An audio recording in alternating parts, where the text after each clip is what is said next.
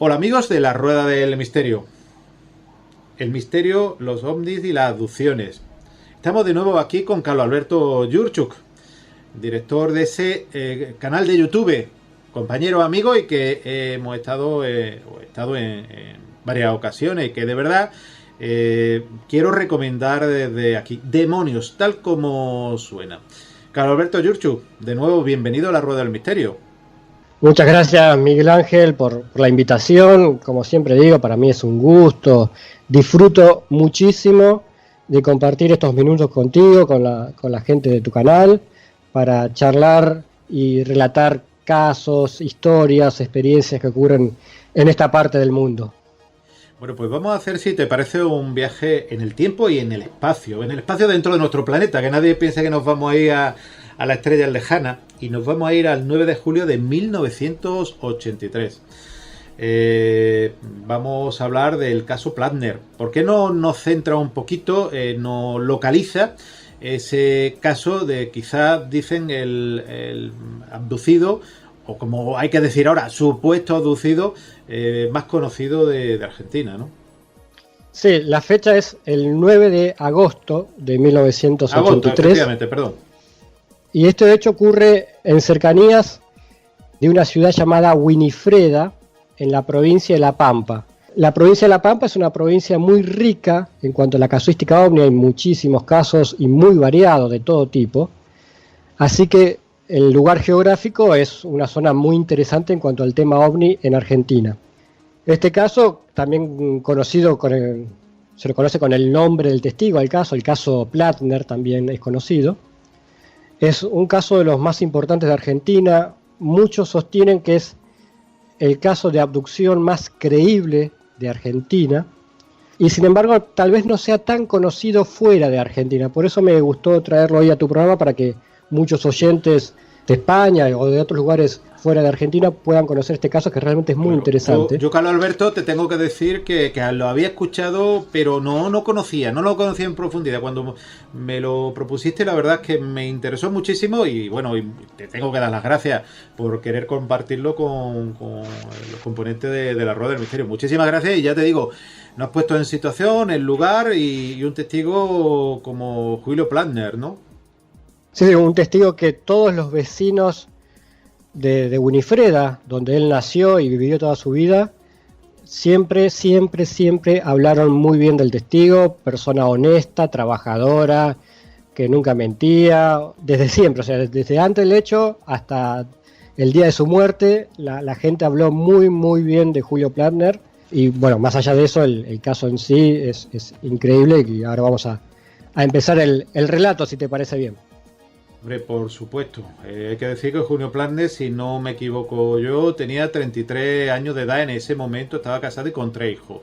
Y bueno, ha presentado el lugar donde estaba y, evidentemente, ¿qué le ocurrió a este hombre?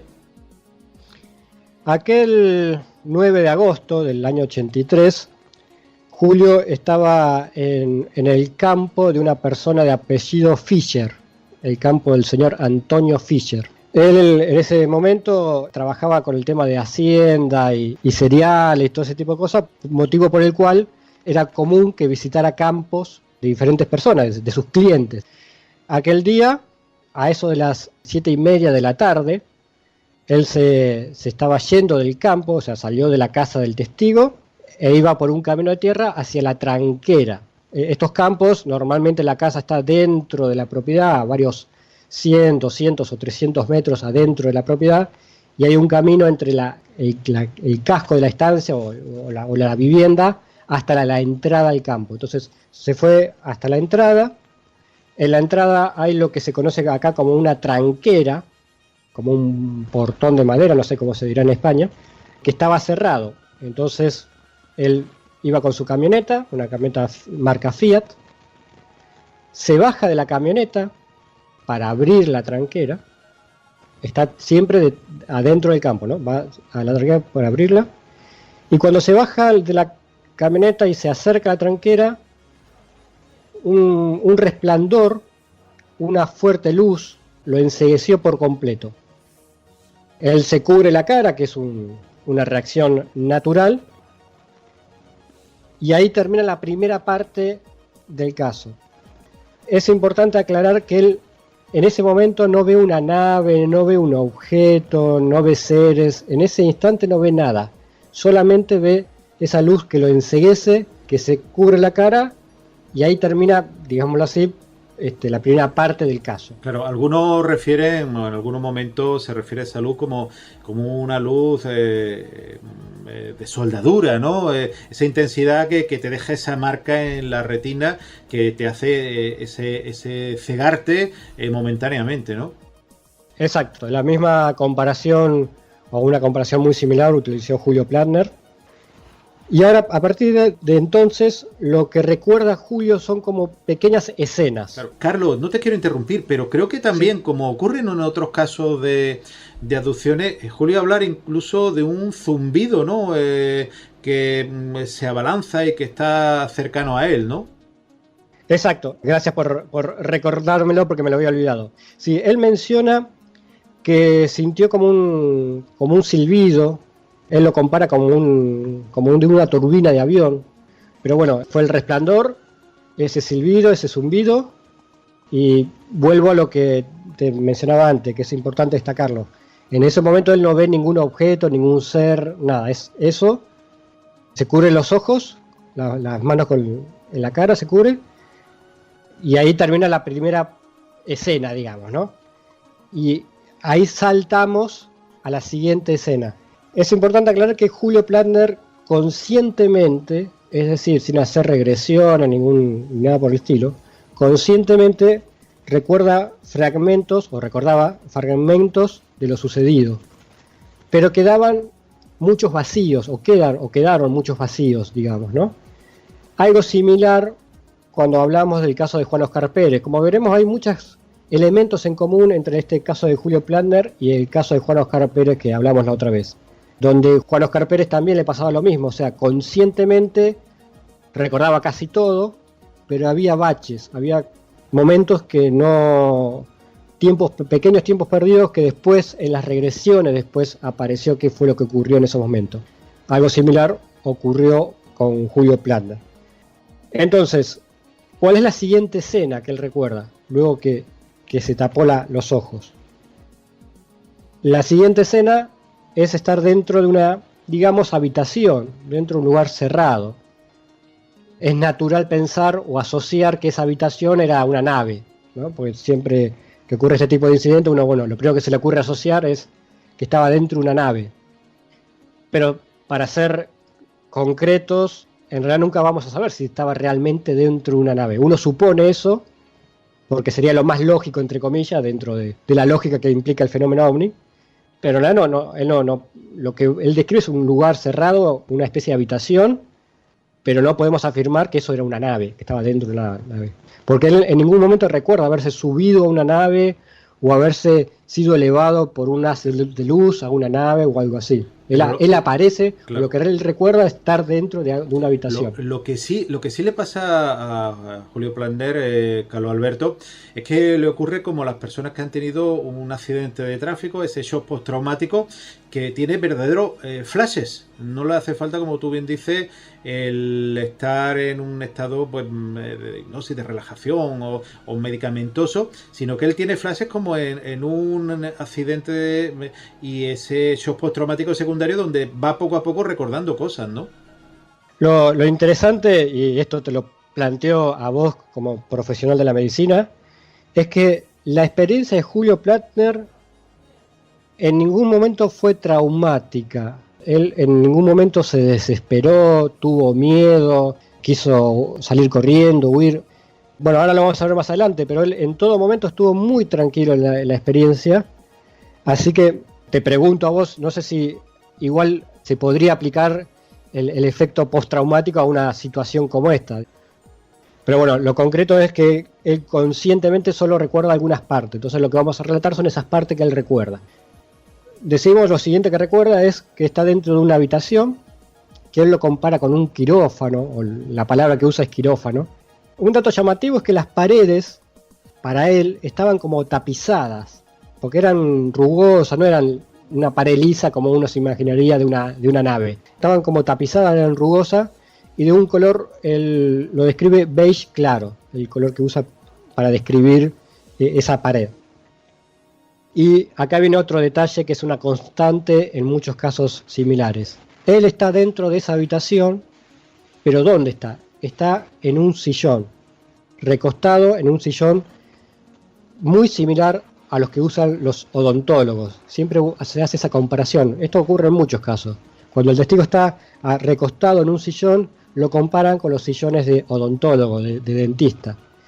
Acá ocurrió lo mismo. Él estaba en un sillón, recostado, y un dato llamativo, aparentemente él no ve que estuviese apoyado en algo el sillón, sino que como que estaba suspendido en el aire. Él le dio esa sensación, digamos, como que no estaba apoyado en el piso. De todas formas, él dice que estaba muy cómodo, estaba muy relajado y muy cómodo en ese sillón. Luego, lo que observa son seres. Él ve 4 seres. Eran seres antropomórficos, o sea, como nosotros. Él calcula aproximadamente 1,65 m, 1,70 m de altura. Digamos que eran muy parecidos a nosotros en cuanto a la estructura del cuerpo. Él lo describe como que eran muy atléticos, como que los músculos estaban muy marcados, etc. Y por la forma de los seres, eran 3 hombres y una mujer. Para que los oyentes se imaginen, él estaba recostado en el sillón. A ambos lados tenía un hombre a un lado, a la izquierda, un hombre a la derecha, y frente a él, delante de los pies, digámoslo así, tenía a los otros 2 personas, que eran el tercer hombre y la mujer. Estos seres, como ocurre también en muchos otros casos, tenían aparentemente un enterizo, o sea, un traje enterizo muy ajustado a la piel. Es más, también el color del traje era color piel, digamos, un color también beige muy clarito, o sea, un color muy, muy piel. Que hasta en algún momento Julio se preguntaba si lo que estaba viendo era realmente trajes ajustados al cuerpo o era la piel de las personas, porque era muy, muy parecido. También, bueno, distinguió una especie de labio en la boca, y también sí lo que notó, digamos, visiblemente, que tenían botas, o sea, en los pies tenían una especie de botas. Más que nada por la diferencia de color, digamos, ¿no? que indicaba que eso era una bota. Pero de estos seres, lo que más le llamó la atención fueron los ojos.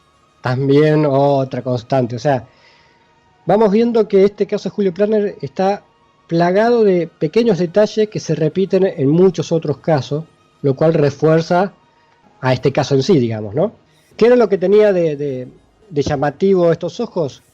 Que eran muy grandes, eran desproporcionadamente grandes para el rostro, digamos, ¿no? Eran como saltones, como que sobresalían del rostro, y eran oscuros, ojos negros, también otra constante.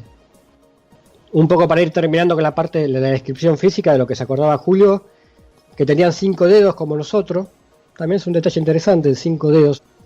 Tranquilamente, salvando el detalle de los ojos, pasarían como seres humanos, digamos, ¿no? Y no tenían pelo, tenían la cabeza rapada o a lo sumo la tendrían cubierta con algo, pero no se le veía pelo. Una cosa que yo te quería preguntar, Carlos Alberto, porque claro, el que escuche este relato puede pensar que en un momento determinado podían ser seres incluso humanos, con una especie de mono, con una gafa de protección, pero él lo vive completamente distinto, ¿no? Él reconoce la forma antropomorfa, pero aunque son antropomorfos con 5 dedos y con esa estructura que sabe o que intenta reconocer el sexo hombre-mujer por la morfología, pero él tiene esa diferencia de que, bueno, son totalmente también distintos a nosotros, ¿no? Sí, él hace una muy buena o muy detallada descripción de los seres, principalmente por 2 razones.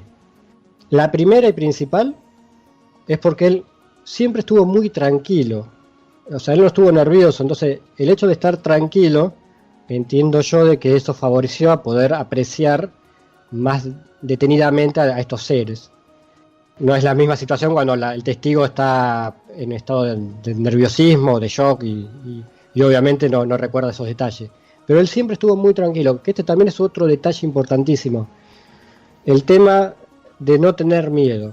Eso es una constante que muchas veces, hasta inclusive gente supuestamente contactadas, me han dicho, lo importante es no tener miedo en esta situación así de encuentros tan cercanos. Entonces, ese fue el primer detalle, es el primer elemento que le permitió una buena descripción. Y el segundo detalle, por el cual él pudo apreciar bien a los seres, fue la duración de todo este encuentro. Si bien él recuerda partes, pero las partes que él recuerda son de varios minutos.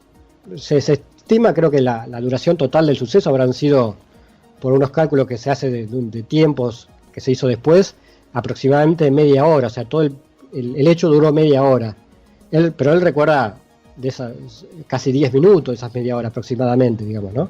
Así que recuerda mucho tiempo. Por eso pudo hacer una descripción detallada o bastante aproximada de estos seres. Otro elemento importante es la comunicación con estos seres, que es telepática. Es decir, Julio Plantner en este caso pensaba algo, pensaba una pregunta y antes que pueda realizarla, ya en la cabeza tenía la respuesta. Esto es algo muy típico que ocurre en muchos casos, ¿no? Que el testigo se comunica con lo que nosotros llamaríamos comunicación telepática, que es lo que decía recién, el testigo piensa algo y ya recibe la respuesta en la cabeza antes que hablara.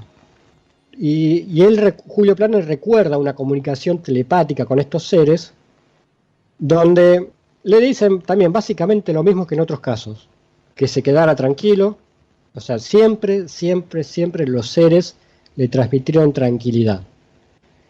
También otra cosa que le dijeron que es muy típica, que le dijeron que el caso, lo que le estaba pasando a él, no era la primera vez que le ocurría a un ser humano, sino que había otras personas que habían pasado por la misma situación.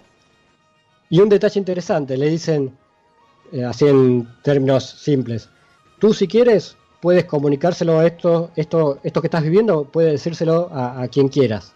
A algunos te van a creer y otros no.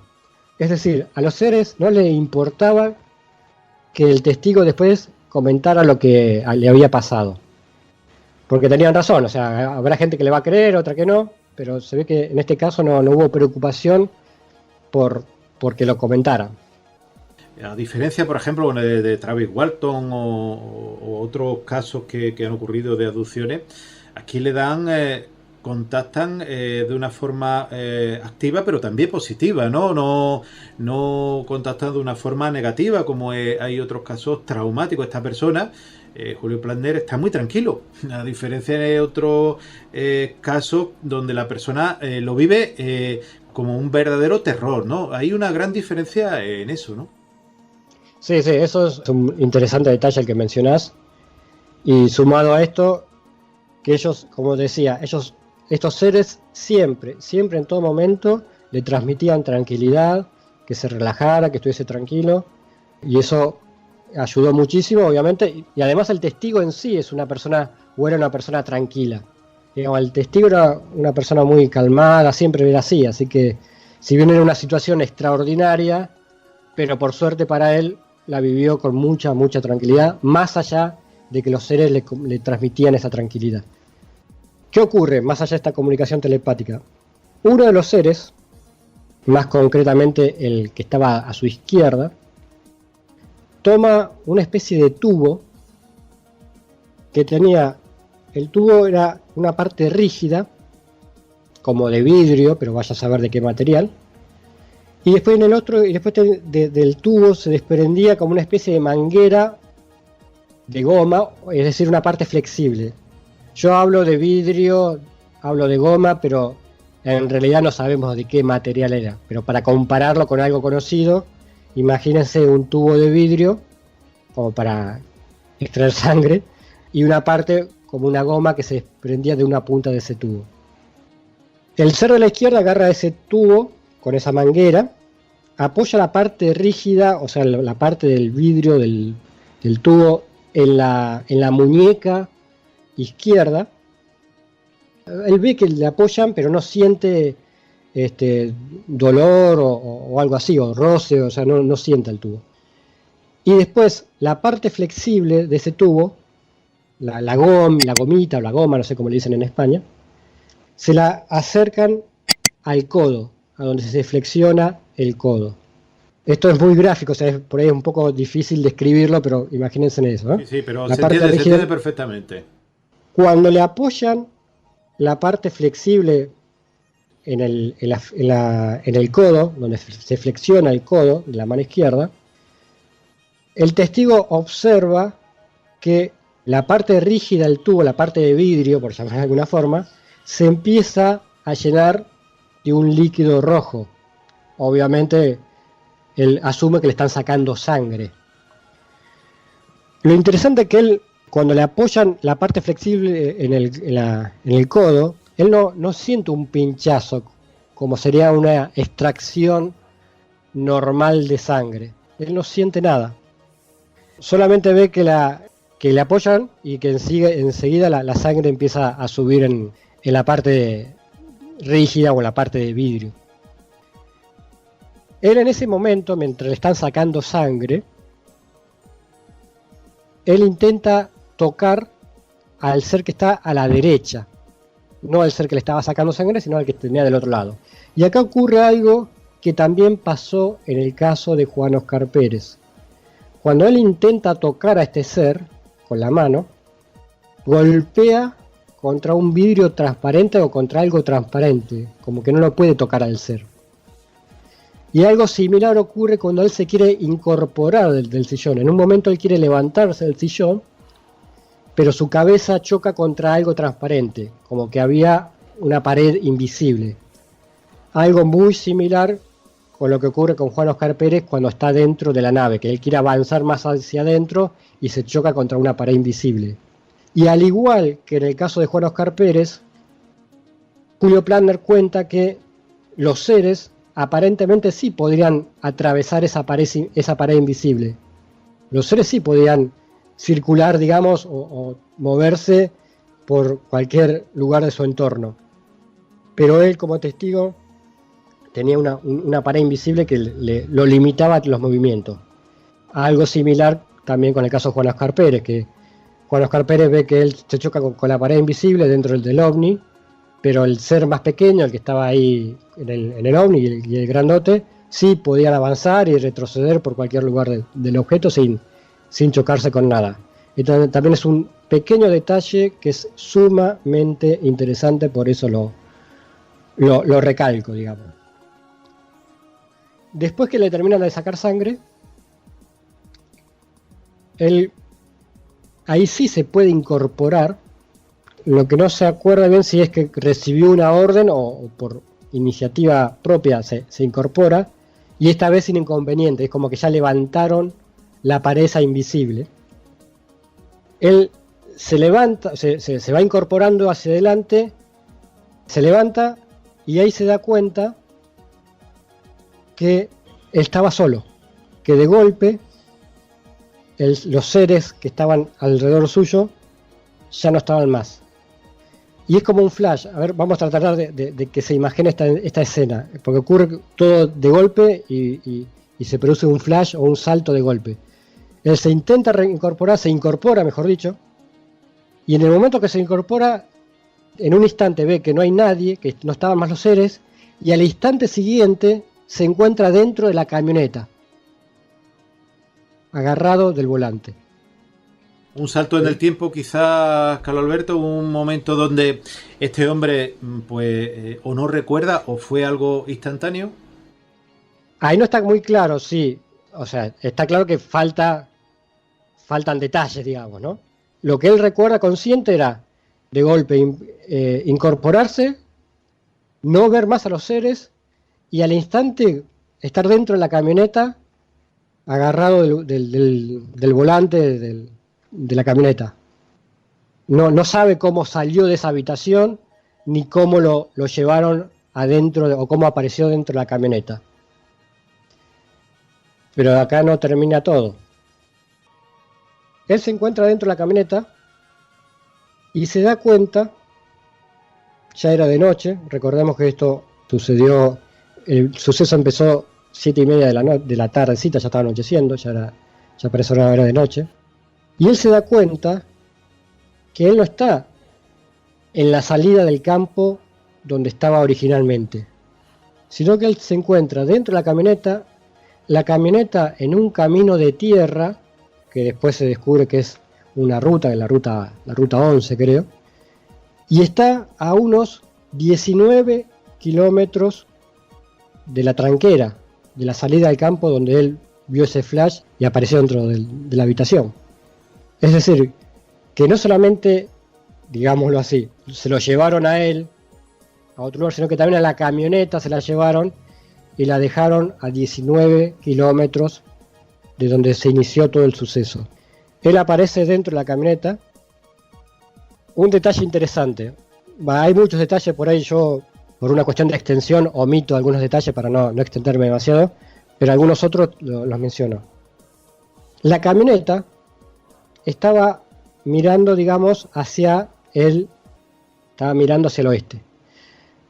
En circunstancias normales, si él hubiese ido con la camioneta desde la tranquera hasta el lugar donde se quedó, como ese camino va de este a oeste, la camioneta hubiese quedado mirando hacia el este, pero no, estaba mirando hacia el oeste, o sea, hacia el lugar de donde hubiese venido, si hubiese ido por tierra, digamos, ¿no?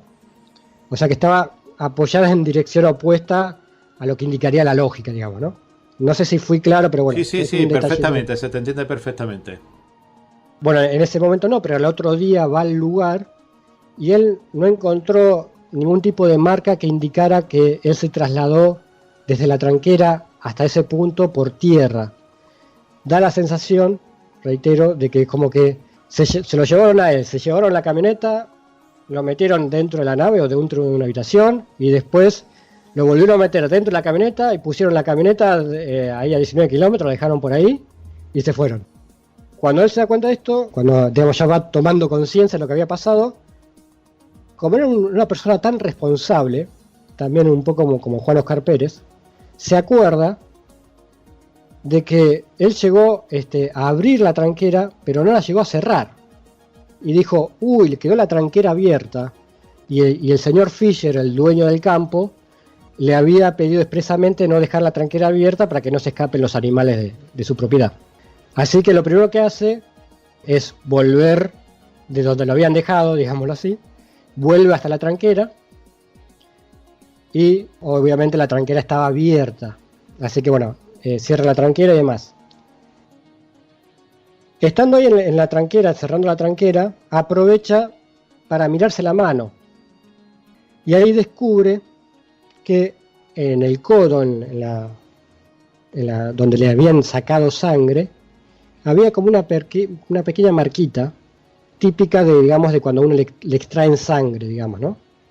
Y él, obviamente, conscientemente no recordaba haber tenido esa marca antes del suceso, digamos, ¿no? Es como que apareció ahí en el suceso. Esa marca es quizás la prueba física más importante, porque de hecho le duró toda su vida. Pasaron los años y seguía teniendo esa pequeña marquita. Ya con el tiempo era muy poco visible, pero con detenimiento se la podía llegar a observar.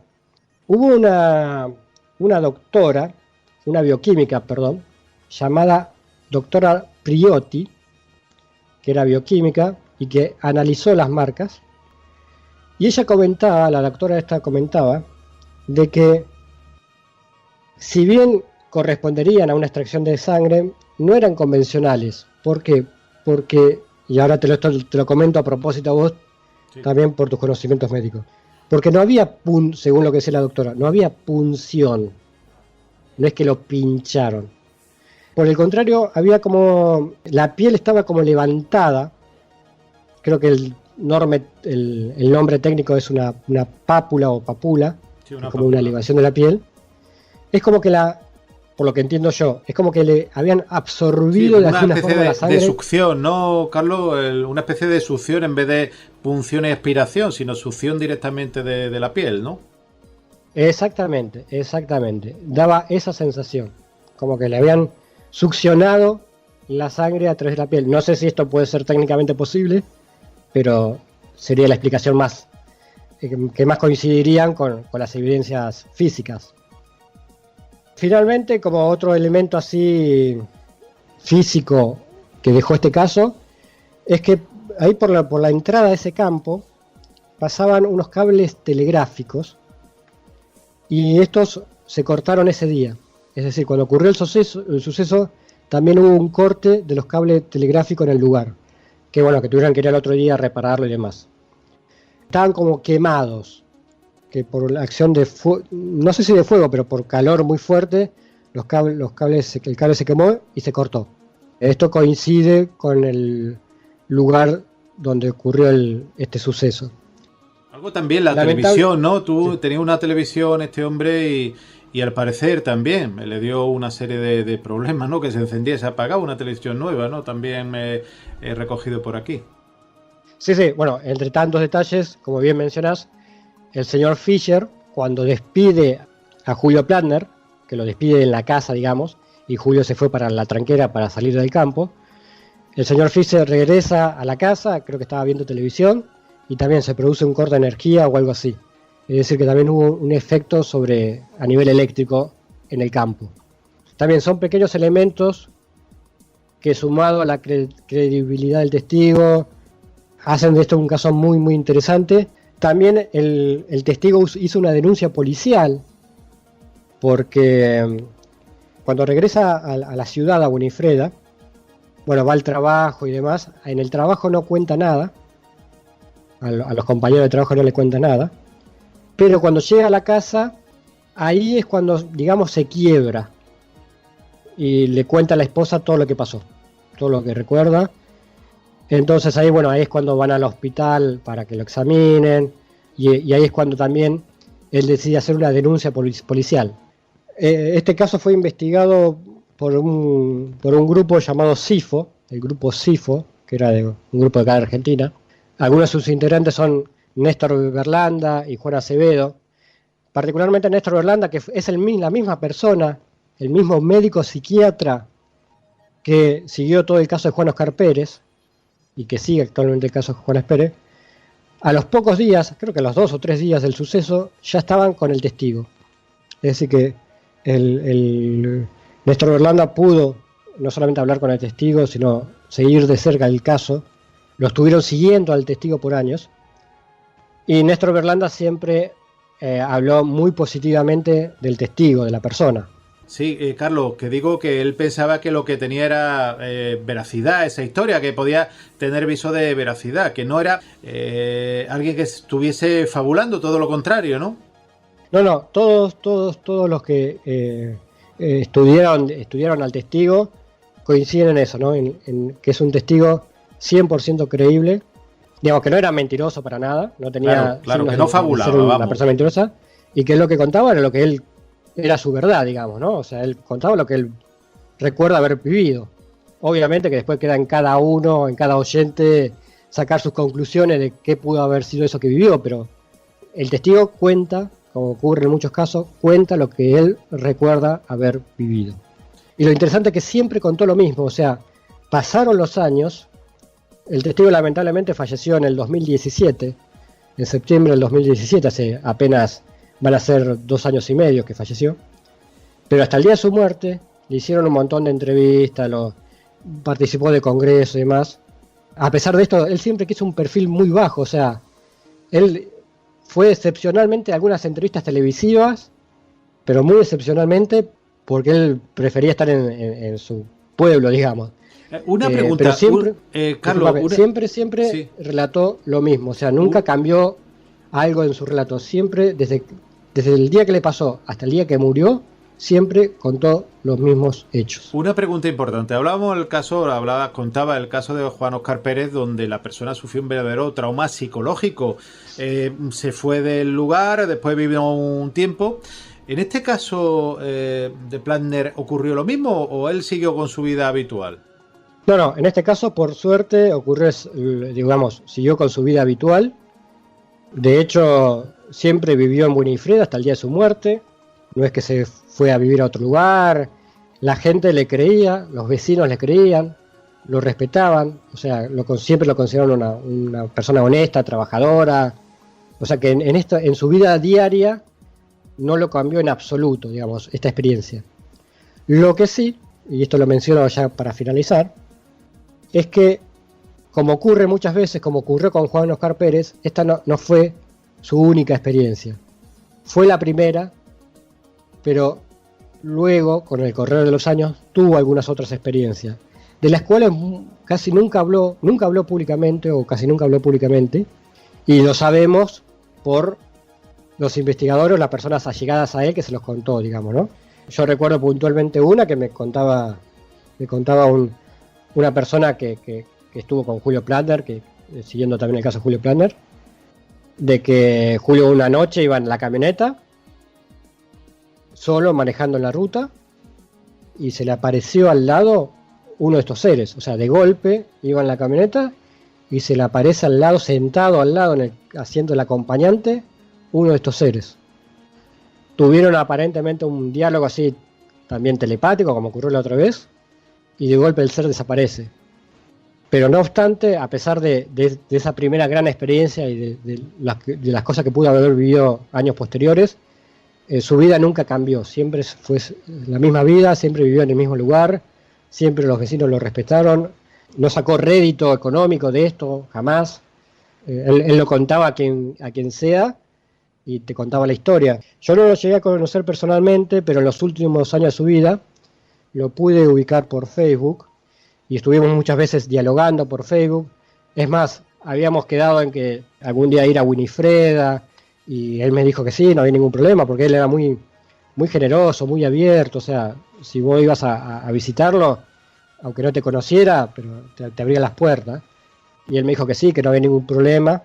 Quedó esa idea, ese proyecto, pero bueno, lamentablemente al poco tiempo fallece y bueno, nunca lo pude conocer personalmente a Julio Plander. Quería decirte, esa zona de La Pampa donde él tiene este encuentro o estos encuentros, parece ser que también son zonas donde ha habido multitud de avistamientos, ¿no? Sí, la Pampa, la provincia de La Pampa en Argentina, es seguramente una de las provincias con mayor actividad del fenómeno ovni en todas sus variantes, o en casi todas sus variantes. Quizás el caso de Julio Plander, el caso de Winifreda, es el caso emblemático, digamos, ¿no? El más conocido, por lo menos dentro de Argentina. Pero es increíble cuando uno recorre la provincia o cuando uno puede hablar con investigadores de la provincia, la cantidad de casos que hay es increíble. Es muy común, y esto lo comento para que lo haga cualquier otra persona en cualquier otro lugar del mundo, cuando vas a un lugar como La Pampa, o algún pueblo así perdido en la ciudad, en la provincia, lo mejor que hay es, lo primero que hay que hacer es ir a la comisaría del lugar. Más si es un pueblo chico, un lugar así chico. Cuando uno va a la comisaría y le dice, bueno, venimos porque, o vengo porque han denunciado avistamiento de luces o alguna historia así, o avistamiento de ovni o lo que sea, es muy común que la misma policía te empiece a contar historias. Te diga, ¿tenés tiempo? Sentate y te cuento. ¿Por qué? Porque muchas veces cuando hay una experiencia de este tipo en algunos de estos pueblos, lo más común es que de alguna u otra forma la policía se entere, sea porque el testigo va y lo denuncia a la policía, o porque la policía se entera porque como es un pueblo chico todo el mundo se entera enseguida de lo que pasó. Así que siempre recomiendo, cuando van a algún pueblo así chico, algún lugar chico, lo primero, ir a la comisaría, hablar con la policía, porque seguramente le van a contar un montón de historias. Y también es importante ir, aunque no viene al caso, pero lo comento, si la intención de uno es quedarnos a la noche en algún campo, es importante avisar a la policía que vamos a estar a la noche en tal lugar, en tal campo. ¿Por qué? Porque obviamente somos desconocidos y por ahí el dueño del campo va a pensar que estamos ahí tratando de robar animales o lo que sea y nos pueden sacar a tiro. Entonces, para evitar cualquier tipo de inconveniente, siempre lo mejor, cuando uno va a uno de estos lugares, cuando son lugares chicos, digamos, ¿no? Ir a la comisaría del lugar. Carlos, estamos acabando. No sé si quieres contar algo más o te ha quedado algo más de esta historia de Plander, o tu impresión final de este caso Plander, ¿cuál sería?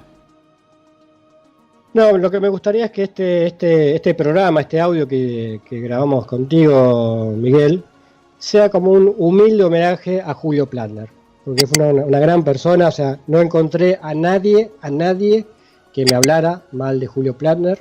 Era una gran persona, vivió una experiencia increíble y eso no lo afectó en su vida, así que lamentablemente, como te decía, no pude conocerlo personalmente, pude chatear con él, digámoslo así, pero no verlo personalmente. Pero bueno, que esta charla de hoy sea como un pequeño homenaje a Julio Plantner, y también a todos aquellos testigos que han tenido experiencias similares, como Juan Oscar Pérez, que pudieron encontrar a quien contarle su experiencia, porque eso nos sirve muchísimo a todos. Así que para todos estos testigos, empezando por Julio Plantner, siguiendo por Juan Oscar Pérez, y a todos los testigos que tuvieron experiencias similares, mi humilde homenaje con esta charla de hoy.